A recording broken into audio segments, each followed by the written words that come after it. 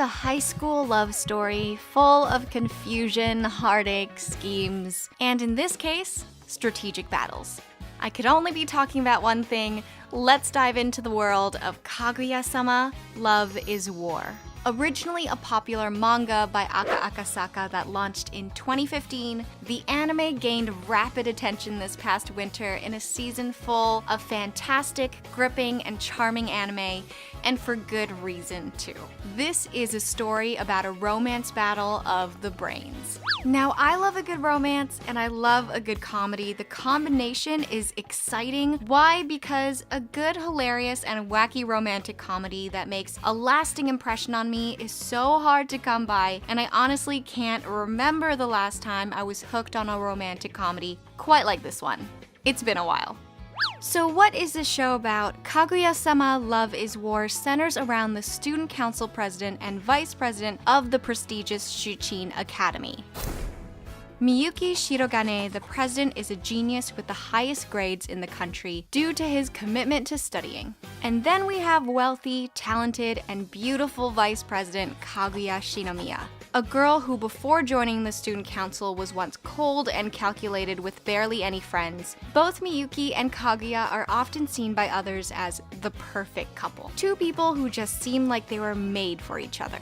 Although they do like each other, the catch is they're too proud to confess because apparently confessing your love to your crush first equals weakness. And as the narrator says in the first few minutes of episode 1 and 2, if you're trying to live a noble life, then you mustn't become a loser.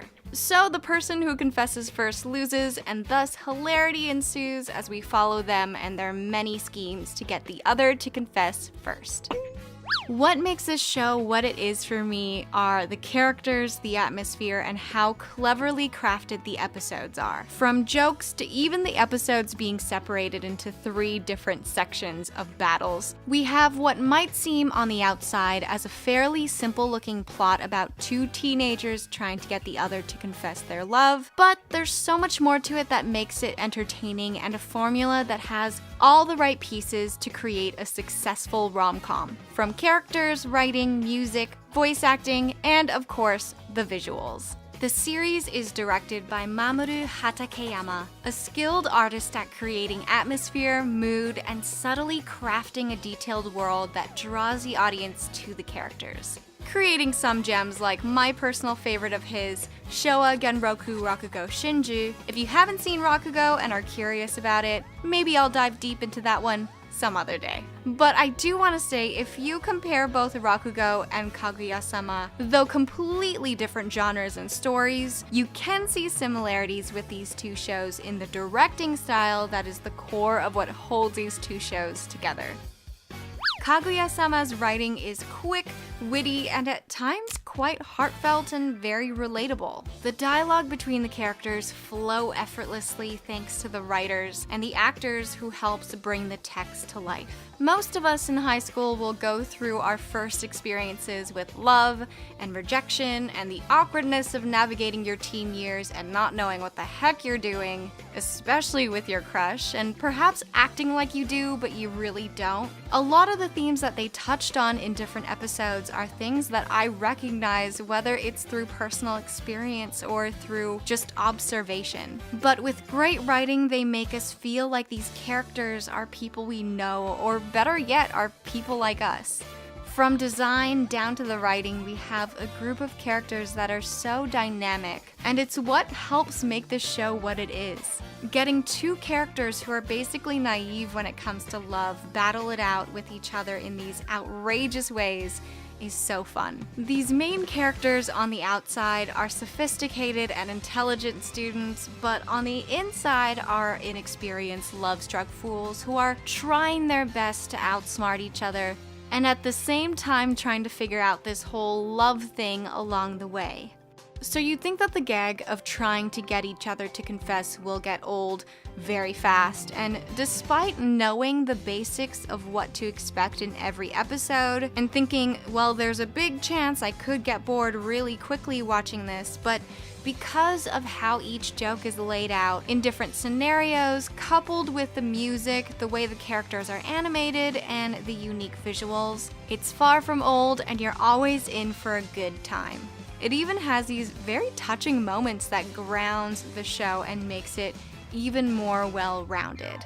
Along with our two main characters, we also get characters like Chika, who most people love, including myself. Chika has no clue what is happening under her nose with these two main characters, which is kind of the cherry on top of the cake. We immediately get who this character is right from episode 1. You see these kinds of characters in a lot of comedies. The clueless one who sets up the joke or the scene. They have no idea what's actually happening, but we and the other characters do, and there's something very likable and charming about that.